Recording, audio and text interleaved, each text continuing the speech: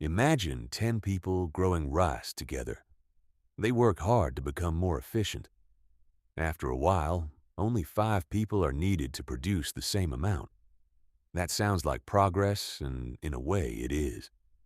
But here is the problem. If the other 5 people also keep growing rice, the village now has twice as much rice as it needs. Rice piles up.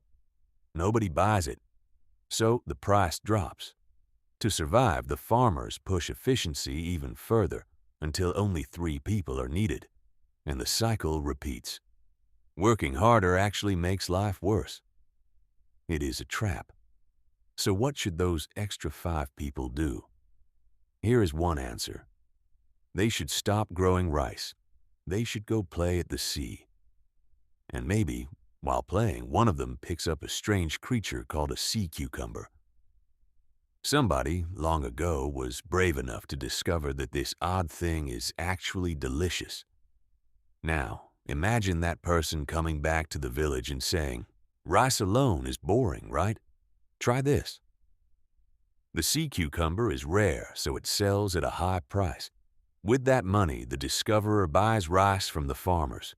Suddenly, the economy works. Value flows. Everyone benefits. Notice something important here. A school can teach you how to grow rice. It can teach you how to grow it more efficiently. But no school can teach you where to find a new kind of sea cucumber, because nobody knows where it is. It cannot be taught. The only option is to let people wander freely and try things. Locking everyone in a classroom, forcing them to follow a fixed program, is exactly the wrong move. Sometimes the most productive thing you can say to a young person is, "Go play at the sea."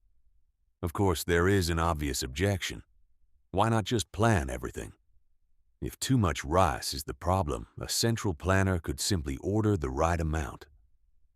Yet, history shows that planned economies keep failing. For a long time, it was hard to explain exactly why. The answer, I believe, comes from chaos theory. Chaos theory sounds complicated, but the core idea is simple. In many systems, a tiny difference at the start grows into a huge difference later. This is why weather forecasts go wrong. You can repeat a very simple calculation, and after only 30 rounds or so, the results scatter completely. There is no longer any correct answer to point to. And this is not rare. The natural world is overflowing with chaos. The future, in a deep sense, cannot be calculated. If the future cannot be predicted, then any detailed plan will eventually break down. That is the real reason planned economies fail. It is not that the planners were lazy or stupid. The world itself refuses to follow plans. The only realistic strategy is to adapt, on the spot, to whatever the chaotic world throws at us. But this raises a puzzle. If the world is unpredictable chaos, how has life survived on this planet for 3.5 billion years? Storms, ice ages, disasters. Life kept going through all of it. There must be a secret. I believe the secret is something called a scale-free network. You may have heard the idea that any 2 people on Earth are connected through about 6 friends of friends. Networks like this, including the links of the web and the wiring of our brains, share a special shape. A few nodes have an enormous number of connections, while most nodes have very few. Nobody designs this shape. When things simply connect naturally and freely, it appears on its own. And this shape has wonderful properties. It is tough.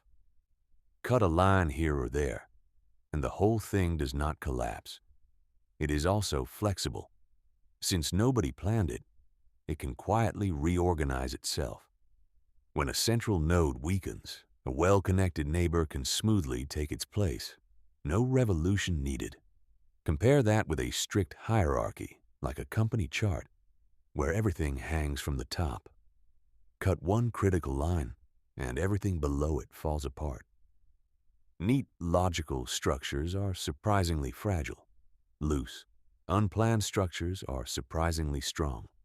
Here is the lesson I take from all this. Doing everything strictly, properly, and according to plan is not always the right answer. A certain looseness is necessary. In a chaotic world, looseness is what lets us bend without breaking. Living things seem to know this by instinct, because nature itself is built this way. Yet in today's world, we are rapidly forgetting it. Rules get stricter, schedules get tighter, and life feels more and more suffocating. So no matter how much we optimize and streamline, there is one thing we must never lose. That slightly loose, slightly playful way of living is not laziness. It is a survival strategy, 3.5 billion years old. Keep a little room to play at the sea.